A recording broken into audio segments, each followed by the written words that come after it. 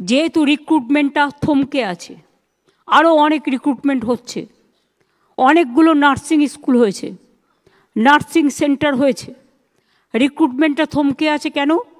OBC reservation নিয়ে একটা কোর্টে কেস করেছে। কিছু দুষ্টু লোক আছে যারা কাজের কাজ করে না, অকাজের কাজ করে। একটা গিয়ে ঠুকে দিল আর ব্যাস ঠকঠকিয়ে বকবকিয়ে সেটা বন্ধ হয়ে গেল।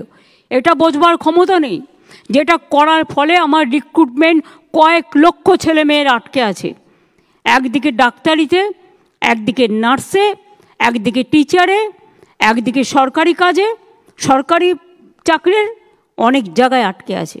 আমরা চেষ্টা করছি এই কেসটা ক্লিয়ার করার জন্য, কোর্টে কেস আছে। আমি আপনাদের কৃতিত্ব জানাচ্ছি। আজকের দিনে অনেক সোশ্যাল নেটওয়ার্কে হাজারটা ভালো কাজ করুন, বেরোবে না। একটা খারাপ কাজ হলে সেটা নিয়ে এমনভাবে সেটাকে প্রচার করা হয় যেন। আমি কেন নিজের কাছে স্বাস্থ্য দপ্তর রেখেছিলাম তার একটাই কারণ, এই যে স্বাস্থ্য বিভাগে উন্নয়ন, এই উন্নয়ন কখনোই একটা রাজ্যমন্ত্রীর পক্ষে করা সম্ভব নয়, এবং এটা একটা ভাস্ট এরিয়া। টোটালটা নজর রাখা, টোটালটা দেখা, এবং আপনারা নিজেও জানেন আজকাল কত ফেক ভিডিও যেমন বেরিয়েছে, ফেক মেডিসিনও বেরিয়েছে, নানা রকম লোভ এত বেড়ে গেছে। একটা ভালো কাজকে খারাপ করে দিতে 1 সেকেন্ড লাগে। অপপ্রচারটা এত বেশি আজকের দিনে হয়। আগে তো সোশ্যাল নেটওয়ার্কটা ছিল না। সোশ্যাল নেটওয়ার্কের প্লাস দিকটাও যেমন আছে, মাইনাস দিকটাও আছে। কাজেই এটা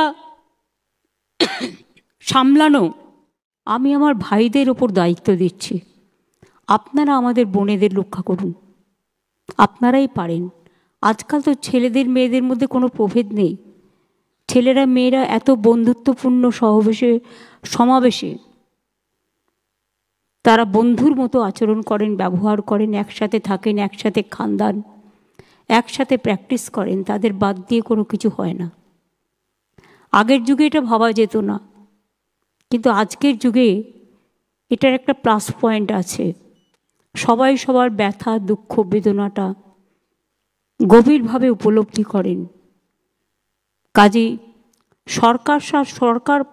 সরকারি ব্যবস্থা হিসেবে নিশ্চয়ই করবে, কিন্তু আমি মনে করি আপনারা যারা গ্রাসরুটে আছেন, বিভিন্ন ইনস্টিটিউশনে আছেন, এটা আপনারাই আরও ভালো করে করতে পারেন।